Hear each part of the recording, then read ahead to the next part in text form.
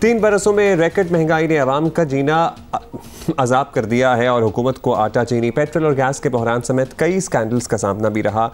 कई मुशीरों की छुट्टी हुई। रोज़ाना बैड गवर्नेंस के मुजाहरे होते हैं। मुल्क में करप्शन जो है वो 117वें नंबर पर मुल्क आ गया से 140वें पर आ गया 117वें से। लेकिन वज़ीर आज़म के जहन पर अब तक पुराने एक्स, जिसे कहते हैं ना एक्स, अगर आपके सर अपने एक्स को नहीं भूल रहे हैं। और कल बहावलपुर में सेहत कार्ड की तकरीब के दौरान भी इमरान खान ने दोनों को निशाने पर रखा। सुनिए क्या कहते रहे। BBC की दोनों डॉक्यूमेंट्री बनी थी दोनों सरबराहों के ऊपर, लेकिन वो बनी थी कि इन्होंने किस तरह पाकिस्तान का पैसा चोरी किया, ये कितने करप्ट हैं। इनकी करप्शन की दास्तानें बाहर आती थी। कभी इनकी तारीफ नहीं की कि इन्होंने मुल्क का क्या फायदा करवाया है। जो हमारा मुकाबला ये डाकुओं के टोले से है, और इनका सबसे बड़ा मसला ये है कि कानून के नीचे अपने आप को नहीं लाना चाहते। ये चोरी करें तो जी हमें NRO दे दो, गरीब बेचारा चोरी करे तो वो जेल में। तबाही का राज ही ये है कि ताकतवर डाकू जो मर्जी करे और कमजोर को आप जेलों में डाल दें। ये है हमारी असल स्ट्रगल। अच्छा, रिमाइंडर ये है कि हुकूमत के पास मुश्किल से 1.5 साल बचा है और अवाम तवक्को करते हैं कि हुकूमत अपनी परफॉर्मेंस बताए। वज़ीर आज़म ने खिताब के दौरान सुप्रीम कोर्ट बार की एक पिटिशन पर भी खुलकर तनकीद की। सुने। जब तक कौम नहीं मिलकर लड़ती, कानून की बालादस्ती नहीं कायम होती।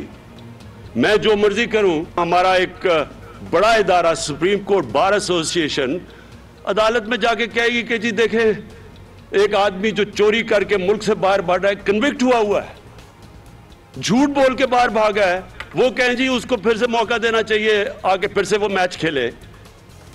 तो फिर चोरी में बुरी चीज क्या है? अगर आप इसमें बुराई नहीं आपको नजर आ रही तो फिर चोरी में बुरी चीज क्या है? अगली पिटीशन ये करें कि जेल खोल दें पाकिस्तान में, कि सिर्फ ताकतवर को ही आपने छोड़ना है। कि वो कोई बुर्का पहन के भाग के गए, मतलब आपकी इजाजत से गए। सुहेल बड़ाइच साहब हमारे साथ मौजूद है। सुहेल बड़ाइच साहब, अब हुकूमत के ऑलमोस्ट 3.5 साल गुजर गए, इसके बाद भी वज़ीर आज़म का हर खिताब, हर बयान, हर बात नवाज शरीफ जरदारी पर जाकर ख़त्म होती है। तो क्या इलेक्शन तक यही सिलसिला चलना है और आपको लगता है कि यही नैरेटिव लेकर तहरीक इंसाफ अगले इंतखाब में भी मैदान में उतरेगी? देखें, कहने को तो हुकूमत को बड़ा ये सूट करता है कि अपनी तमाम गलतियों का ज़िम्मेदार माजी की हुकूमतों को कहती रहे, लेकिन असल बात यह है कि हुकूमत को आइंदा इलेक्शन में जीतने के लिए मुस्तकबिल की बात करने की ज़रूरत है। माजी की बातें कर कर के लोग तंग आ जाते हैं, और असल बात यह है कि जब हाल में रहते हुए लोग देखते हैं कि कोई माजी से तब्दीली नहीं आई, महंगाई नहीं तब्दील हुई, महंगाई बल्कि बढ़ी है, गवर्नेंस चेंज नहीं हुई बल्कि गवर्नेंस मिस गवर्नेंस में चेंज हुई है, तो ऐसे में माजी की गर्दान करने से कोई फ़ायदा नहीं होगा। इमरान खान साहब को चाहिए कि अब मुस्तकबिल की बात करें, कैसा मुस्तकबिल में पाकिस्तान चाहते हैं, कैसा देना चाहते हैं, क्या पॉलिसियाँ चेंज करेंगे, कौन से लॉज चेंज करेंगे, कौन सी लेजिस्लेशन करेंगे, इस तरफ तवज्जो देने की ज़रूरत है। अच्छा बड़ाइच साहब, ऑब्वियसली बहुत ज़्यादा बात होती कि पुराने हुक्मरान जो थे वो बहुत करप्ट थे, और आपने उनसे वैसे एक धेला जो 1 रुपया भी वसूल नहीं किया, तो इस पर बहुत सवाल उठते हैं कि नीयत ठीक है हुकूमत की, लेकिन एहतसाबी अमल जो है उसमें उनकी अहलियत पर बहुत सवाल उठ रहे हैं। तो क्यों नाकाम रहे? आपको क्या लगता है? ये भी नहीं कर सके।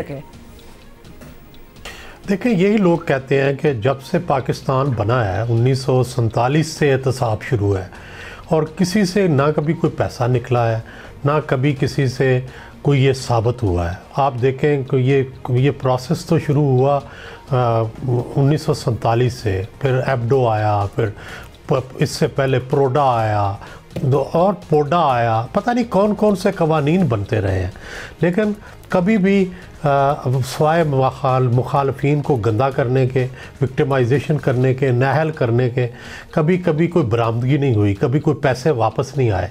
ये सारे इल्ज़ामात होते हैं, और इसीलिए अब जब ये मौजूदा हुकूमत ने एहतसाब शुरू किया था तो दावा किया था कि हम पैसे वापस लाएंगे, लेकिन अच्छा, एक पैसा, टेडी पैसा भी वापस नहीं आया। साहब, लेटेस्ट यही है जो रिपोर्ट्स आई हैं, ऐसा नहीं लगता कि नवाज शरीफ साहब वापस आ रहे हैं या इसमें इंटरेस्टेड है मुस्लिम लीग नून, तो नहीं आए तो क्या कोई फ़र्क पड़ेगा सियासी तौर पर नून लीग को?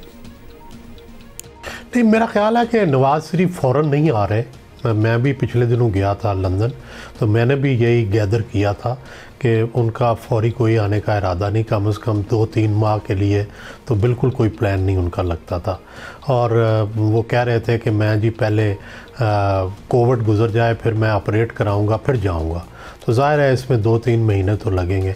और लेकिन दूसरी बात यह है कि वो इलेक्शन से पहले ज़रूर आएंगे। अगर उन्होंने सियासत करनी है या सियासत में ज़िंदा रहना है तो वो ये अफोर्ड नहीं करते कि इलेक्शन से पहले वापस ना आए। वो इलेक्शन से पहले वापस आएंगे, लेकिन अभी चलें जी, तब की तो तभी देखी जाएगी। बहुत शुक्रिया आपका बड़ा।